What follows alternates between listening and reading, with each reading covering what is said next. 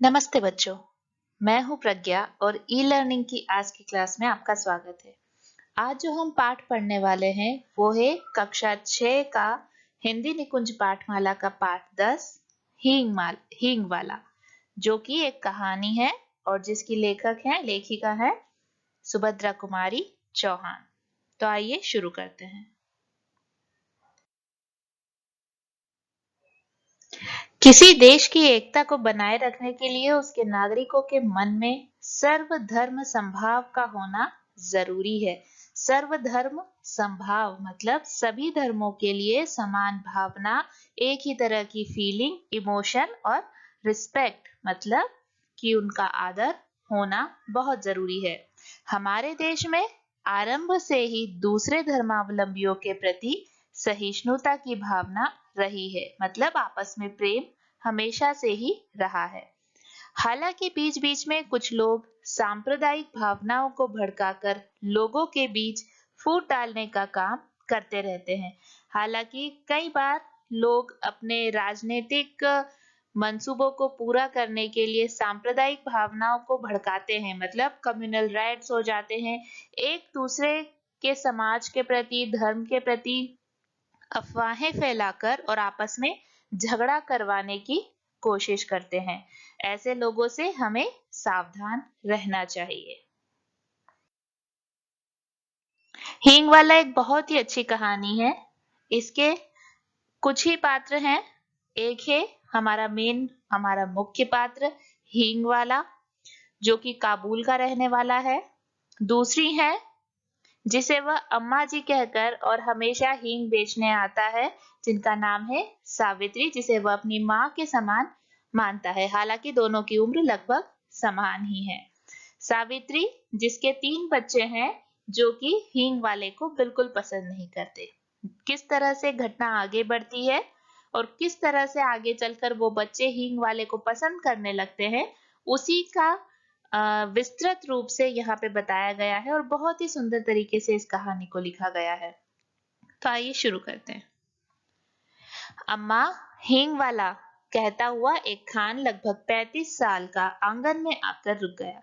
पीठ पर बंधे हुए पीपे को खोलकर, पीपा मतलब एक कंटेनर होता है बड़ा सा, जो जिसमें डिब्बा होता है जिसमें हम सामान रखते हैं, उसे कहते हैं पीपा। पीपे को खोलकर उसके नीचे धर दिया और मौलश्री के नीचे बने हुए चबूतरे पर बैठ गया। मौलश्री एक पेड़ होता है जो कि सदाबहार होता है, उसे ही हिंदी में कहा गया है मौलश्री का पेड़।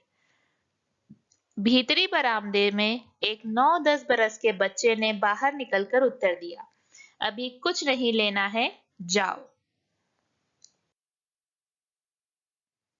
पर खान इतने में भला क्यों जाने लगा। वह जरा और आराम से बैठ गया और अपने साफे की छोर से हवा करते हुए बोला, अम्मा हींग ले लो। अम्मा, हम अपने देश को जाता है, बहुत दिनों में लौटेगा। वो हींग वाला कहता है कि माँ जी आप मुझसे हींग ले लो, क्योंकि मैं अपने देश को जाने वाला हूँ। अपना जहाँ वो रहता है वहां वो जाने वाला था और बहुत दिनों के बाद ही लौटूंगा। सावित्री इस हम उम्र मतलब जो लगभग समान उम्र वाला होता है, एक जैसी उम्र होती है जिसकी, इस हम उम्र बेटे की बात शायद ही कभी टाल सकी हो। रसोई घर से हाथ धोकर वह बाहर आई, बोली, हींग तो बहुत सी रखी है खान, अभी 15 दिन तो हुए नहीं तुमसे हींग ली थी। लगा खान ने सावित्री की बात सुनी ही न हो। मतलब वो उसके पास अक्सर आता रहता था हींग बेचने के लिए, तो उसने उनकी बातों को अनसुना किया, मतलब ध्यान नहीं दिया और अपनी बात को बोलता रहा। उसी स्वर में बोला, हीरा हींग है माँ, हम तुम्हारे हाथ की बोहनी मांगता है। बोहनी होता है जो दिन की पहली बिक्री होती है। जब भी कोई दुकान अगर किसी के पास हो या कोई चलाता हो या दुकान पर जाते हो, तो जो दिन की सबसे पहली बिक्री होती है, जो सबसे पहली सेल होती है दिन की, उसे कहा जाता है बोहनी। तो वो जैसे नहीं होता है, कई बार हम लोग मानते हैं कि कोई हमारे लिए बहुत लकी है, तो वो ऐसे ही उन्हें बहुत लकी मानता था और उनसे कहता है कि हम तुम्हारे हाथ की बोहनी मांगता है, मतलब पहला हम तुम्हें ही देना चाहता है आज की हींग। एक ही तोला ले लो, पर लो जरूर जरूर। तोला का मतलब होता है 10 ग्राम। हम देकर जाएगा। इतना कहकर खान ने हींग के छोटे बड़े कई डिब्बे खोलकर रख दिए। सावित्री उन डिब्बों की तरफ देख भी न पाई थी कि उसने फौरन एक डिब्बा सावित्री के सामने सरकाते हुए कहा, तुम और कुछ मत देखो माँ, यह ही एक नंबर है, हम तुम्हें धोखा नहीं देगा माँ। अब पहले तो उसने उसके पास, जैसे कोई भी दुकानदार होता है उसके पास हर एक क्वालिटी की अलग अलग चीजें होती है, तो उसने पहले तो सारे डिब्बे निकाल कर सामने रखे।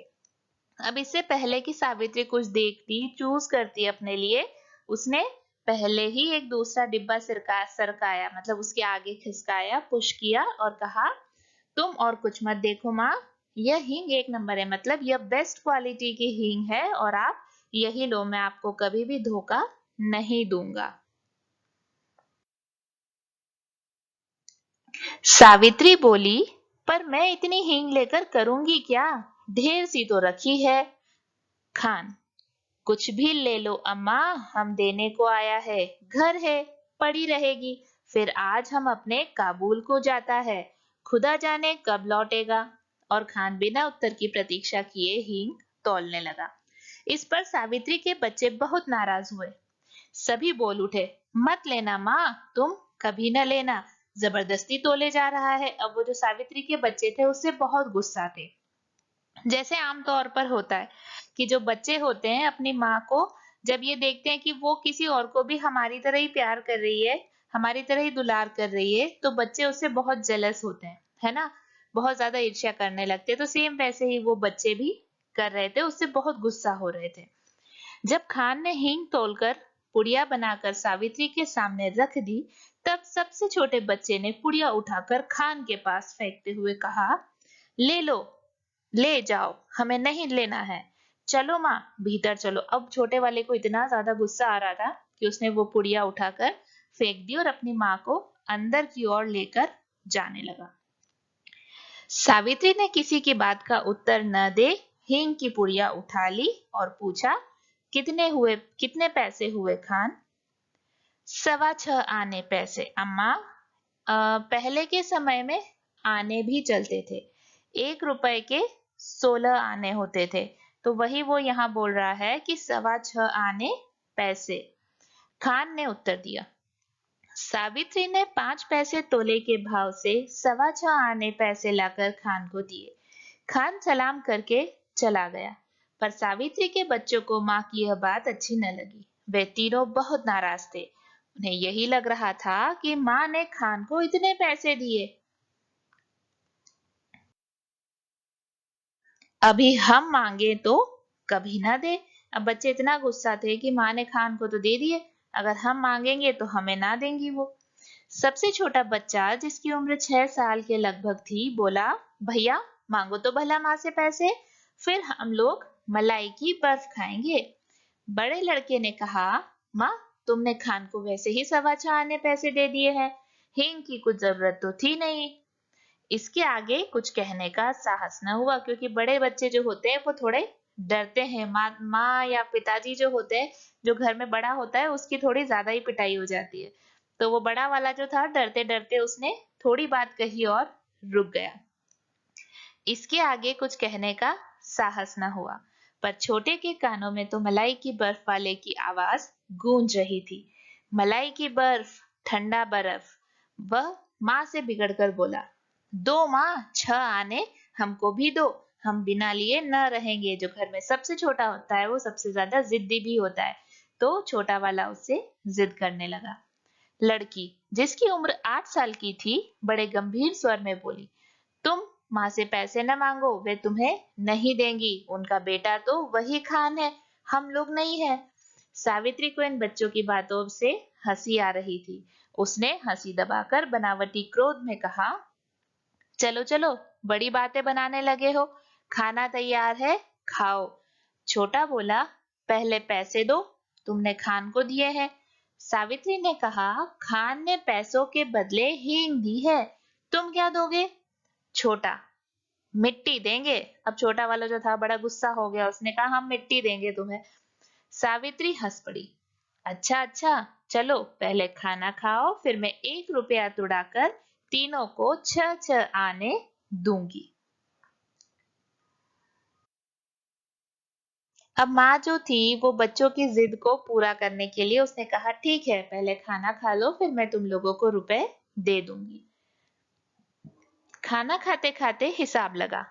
1 रुपए में 16 आने, 6 आने रतन लेगा, रतन जो सबसे बड़ा भाई था। 6 आने मुन्नी लेगी और छोटे के लिए तो 4 ही आने बचेंगे। अब माँ ने जब बोल दिया कि 6 6 आने देंगे, तो बच्चों में शुरू हो गया कैलकुलेशन कि चलिए देखते हैं किसे कितना मिलेगा। तो जो छोटा था उसकी बारी सबसे आखिर में आई, तो उसके लिए 4 ही आने रह गए। छोटा बिगड़ पड़ा, उसे फिर से गुस्सा आया। कभी नहीं, मैं 6 आने लूंगा, और दोनों में मारपीट हो चुकी होती यदि मुन्नी 4 आने पैसे स्वयं लेना न स्वीकार कर लेती। अब जो दोनों भाई थे वो 6 आने के लिए लड़ने लगे, झगड़ने लगे। तो जो लड़की थी मुन्नी, उसने कहा ठीक है 4 आने मैं ले लूंगी और तुम दोनों भाई 6 6 आने लेना। तब जाकर उनका झगड़ा शांत हुआ। कई महीने बीत गए, सावित्री की सब हींग खत्म हो गई। इसी बीच होली भी आई। शहर में कहीं भयंकर रूप से दंगा हो गया। बहुत से लोग मारे गए। इन मरने वालों में 2 खान भी थे। सावित्री कभी कभी सोचती, हींग वाला खान तो नहीं मार डाला गया। फिर सोचती, मार डाला गया हो तो मरने दो, दूसरे हींग वाले भी तो होंगे। परंतु न जाने क्यों उस हींग वाले खान की याद उसे प्रायः आ ही जाया करती। एक दिन सवेरे सवेरे सावित्री उसी मौलशी के पेड़ के नीचे चबूतरे पर बैठी कुछ बीन रही थी। स्कूल की छुट्टी थी। तीनों बच्चे आसपास खेल रहे थे। सावित्री ने सुना उसके पति किसी से कड़े स्वर में कह रहे हैं, क्या काम है, भीतर मत जाओ, यहाँ आओ। उत्तर मिला, हींग है हींग, हीरा हींग। और खान तब तक आंगन में सावित्री के सामने पहुंच चुका था। खान को देखते ही सावित्री ने कहा, बहुत दिनों बाद आए खान, हींग तो कब की खत्म हो गई। खान कहता है, देश को गया था अम्मा, परसों तो लौटा ही हूँ। परसों मतलब डे बिफोर यस्टरडे। परसों तो लौटा ही हूँ। सावित्री, यहाँ तो आपस में बहुत जोरों का दंगा हो गया था। अब जैसे कोई पहचान वाला आता है तो हम लोग उससे बातें करने लगते हैं, तो वैसे ही कैजुअली वो भी बात करने लगी कि यहाँ आपस में बहुत दंगा हुआ था। दंगा मतलब होता है कम्युनल राइट्स, जो आपस में लोग झगड़ा करने लगते हैं, मारपीट हो जाती है, वो होता है दंगा। खान, सुना, समझ नहीं है लड़ने वालों में। वो भी कहता है कि हाँ मैंने सुना था। अब क्या कर सकते हैं, लड़ने वालों में भी इतनी समझ नहीं होती। सावित्री कहती है, खान, दंगे की बात सुनकर भी तुम हमारे घर चले आए, तुम्हें डर नहीं लगा। दोनों कानों पर हाथ रखते हुए खान बोला, ऐसी बात मत कहो अम्मा, बेटे को भी क्या कभी माँ से डर हुआ है जो मुझे होता। बड़े कॉन्फिडेंस से उसने ये बात सावित्री को कही। और उसके बाद ही उसने अपना डिब्बा खोला और एक छटाक हींग तौलकर सावित्री को दी। चिल्लर दोनों में से किसी के पास नहीं थी। खान पैसा फिर आकर ले जाएगा कहकर सावित्री को सलाम करके चला गया। अब दोनों के पास क्योंकि चेंज नहीं था, चिल्लर का मतलब होता है चेंज, खुले पैसे। तो खान बोलता है ठीक है कोई बात नहीं, मैं पैसे जो है आपसे बाद में आकर ले जाऊंगा। वो सलाम करता है, उनको नमस्ते करता है और चला जाता है। अब आगे आता है दशहरे का त्योहार। दशहरा हिंदुओं का बड़ा त्योहार होता है। शहर में पहले झगड़ा हो ही चुका था, अभी किसी प्रकार के झगड़े की आशंका न थी। अब क्योंकि पहले दंगे हो गए थे, तो अभी ऐसी आशंका नहीं थी, कोई डर नहीं था कि दोबारा शहर में झगड़ा होगा। शहर में सब जगह पूर्ण शांति थी। हिंदू झगड़े में होली सार्वजनिक रूप से न जला सके थे। अब क्योंकि पहले दंगा हो गया था, तो जो हिंदू धर्म के लोग थे वो होली उस वजह से नहीं जला सके थे, नहीं सेलिब्रेट कर सके थे, इसलिए भरे तो बैठे ही थे। दशहरा वे दूने उत्साह के साथ मनाने की तैयारी में थे। जब ऐसा होता है कि किसी वजह से अगर हम एक फेस्टिवल सेलिब्रेट नहीं कर पाते हैं, तो दूसरा जो आने वाला फेस्टिवल है वो हम डबल एक्साइटमेंट के साथ सेलिब्रेट करना चाहते हैं। तो वैसे ही पहले वो होली नहीं मना पाए, तो दशहरा वो दुगने उत्साह के साथ, डबल एक्साइटमेंट से सेलिब्रेट करना चाहते थे। हिंदुओं में खूब उत्साह था। 4 बजे शाम को काली का जुलूस निकलने वाला था। पुलिस का काफी प्रबंध था। किसी प्रकार के दंगे की आशंका न होते हुए भी सावधान रहने की जरूरत थी।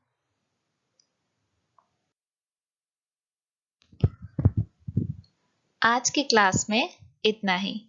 अगली क्लास में हम जानेंगे कि दशहरे के दिन जब काली का जुलूस निकला तो बच्चों के साथ क्या हुआ, बच्चे किस तरह से खतरे में पड़े और किस तरह से पूरा घटनाक्रम बदलता है और खान उन बच्चों के लिए एक सच्चे भाई और मित्र की तरह वो उसे मानने लगते हैं।